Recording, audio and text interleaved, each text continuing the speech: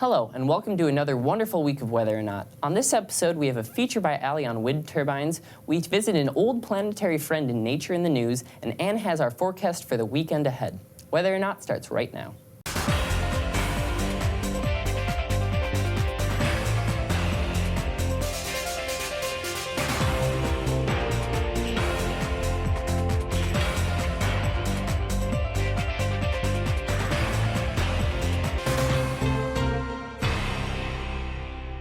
Hello and welcome to this spooky episode of Weather or Not. I'm your host, Drw Narsutis. And I'm your forecaster, Anne Rodden. Well, Anne, it has been quite a blustery and cold week that we've had. Definitely not the type of days you want to be walking to school. I've actually broke out my jacket for the first time on Wednesday. It was definitely a rude awakening for sure. Yes, so are we going to be having to worry about keeping those warmer clothes out for the week coming? Oh, no, actually things start to pick up a bit in terms of temperature, but I'll have more details on your trick-or-treat forecast coming up. Sounds amazing. Well, now it is time to talk about our Nature in the News.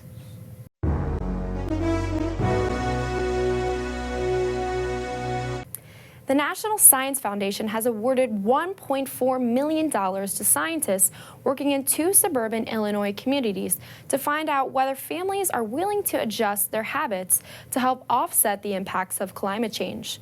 An interdisciplinary team of scientists from 5 universities, including Penn State, will directly test the people in the communities if they would voluntarily make cost-effective changes in how they consume food, energy, and water in favor of more sustainable practices. The new effort marks a new ground-up approach to studying the effects of human activities on climate. The Penn State team includes our very own meteorology professors Jenny Evans and Jose Fuentes. Scientists will see what changes people in these communities are willing to make. The team will quantify the environmental impact of those changes and design and apply computer models to learn how the cost-effective changes could impact the local and regional climate in the future. Recognize this chunk of space rock? If not, it's probably because it was kicked out of the solar system 10 years ago, never to be heard of again, until now. Scientists in California have recently discovered clouds within Pluto's atmosphere. This is the first time that they have been observed, seeing as the typical forecast on Pluto is clear, with less than a 1% chance of clouds. As the spacecraft New Horizon buzzed by the planet in July 2015, several isolated bright patches along the horizon caught the eyes of researchers. Based on Pluto's atmosphere, the clouds would either be made of ethane or hydrogen cyanide. However, they might not be clouds at all, just reflective splotches on the surface. Since New Horizon isn't returning to Pluto, the spacecraft won't be able to take another look at these cloud candidates, and the answers to these questions won't be answered. That will have to wait until another spacecraft goes back to past Pluto. The mysterious hexagon at Saturn's North Pole has changed color from blue to gold. Scientists have said this hexagon is essentially a rotating cloud pattern. They believe its shape may orient as the result of large differences in the speeds of Saturn's winds. The observation was made by NASA's Cassini spacecraft, which has been exploring the 6 planets since 2004. The change in color is thought to be the result of seasonal changes on the planet. The amount of sunlight reaching the poles affects the production of aerosols in the atmosphere. Scientists contribute the shift from a bluish color to a golden one to the increased aerosol production through reactions involving sunlight and the atmosphere. Research by the University of Southampton shows that a change in the patterns of tropical storms is threatening the future of the Mekong River Delta in Vietnam and other deltas around the world. Deltas are a landform made of sediment washed into rivers and carried downstream. The sediment builds up where the river meets slow or still-moving waters such as seas or lakes. This study found that the changes in cyclones' common paths means that less sediment is running into rivers upstream of the Mekong Delta. Deltas naturally erode due to the large quantity of water constantly flowing through it, so a nonstop flow of new deposits is vital to offset these changes and prevent flooding, which could be disastrous for the agriculture and the environment. The Mekong is the world's 3rd largest river delta at 39,000 square kilometers. It's home to 20 million people and has a large agricultural area, which is dominated by rice, which is vital to the economy of Vietnam. The research has implications globally because other rivers such as the Ganges, the Yangtze, and the Mississippi River deltas are all regularly struck by tropical storms. Some 500 million people live and work in these major river deltas.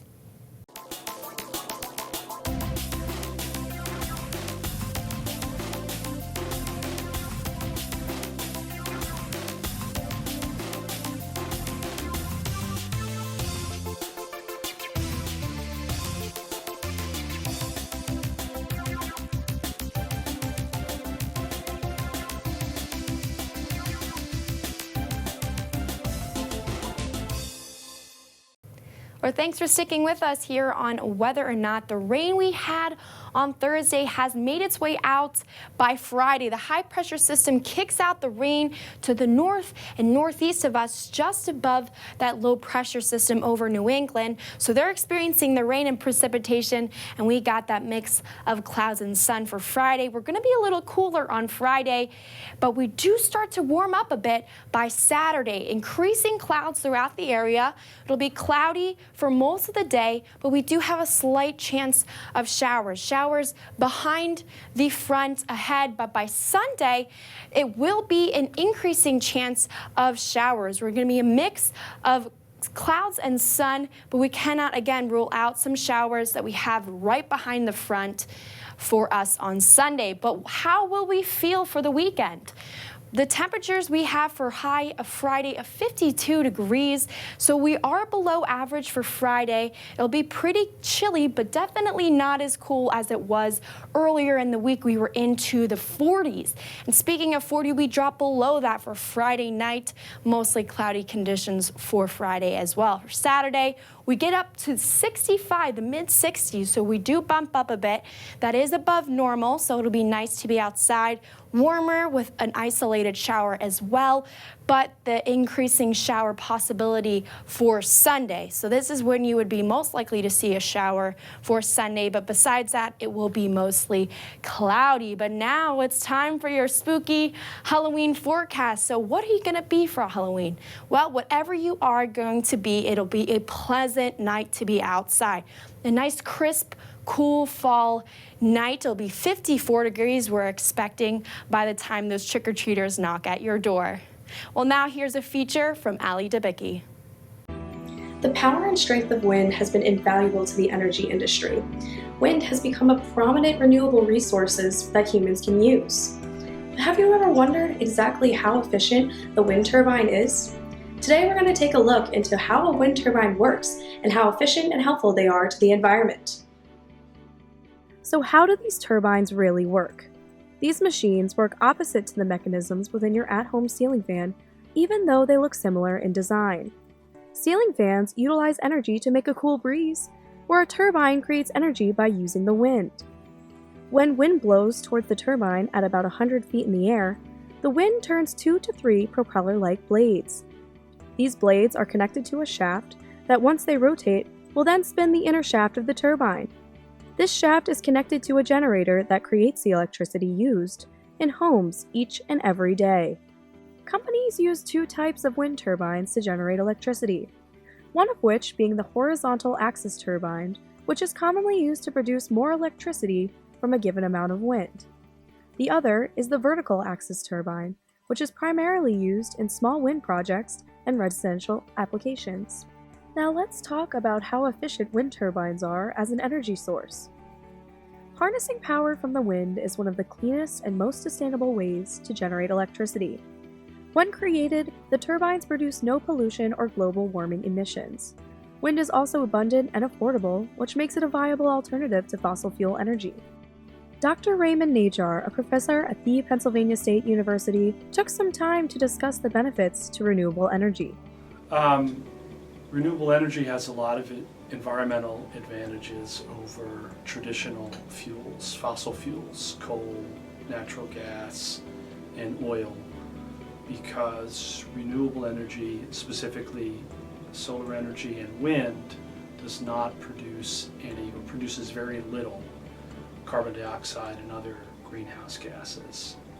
And those gases cause warming of the atmosphere and the ocean, and that's already happening, and it's leading to problems, increased intensity of rainfall, more heat waves, and these impacts we're just seeing the beginning of it. The new electricity that was generated in 2015, the new power plants and whatnot, about 60% of that came from renewable sources, wind and solar.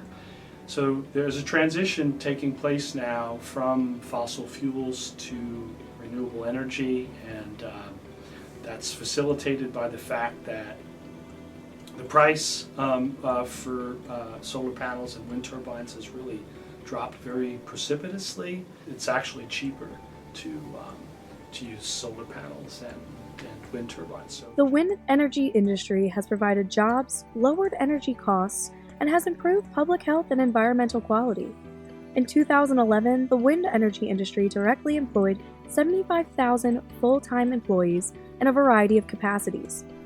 Also, the cost of generating electricity from wind has dropped more than 20% between 2010 and 2012, and more than 80% since 1980. These prices can even compete with fossil fuel costs in regions with consistently strong winds. Lastly, wind systems generate electricity with no associated air pollution emissions, and in addition, require essentially no water to operate the turbines. This reduces pollutants in water resources used for agriculture, drinking water systems, or other important water needs. Renewable energy resources are taking the world by storm by not only creating low-cost and efficient power, but by also creating a cleaner and healthier world. For Whether or Not, I'm Debicki.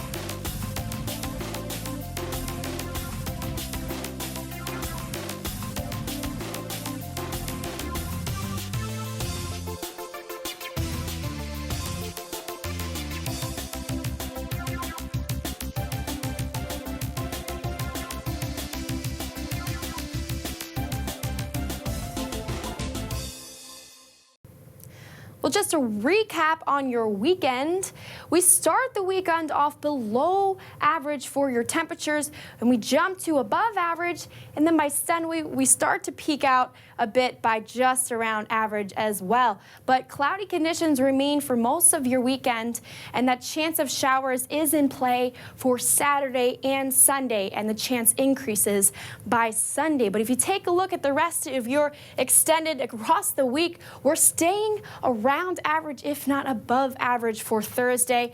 No rain in the mix just until Friday, so we have a nice, clear, and cloudy week up ahead. So mild conditions for most of your next week. It'll be nice Halloween day as well. I don't know.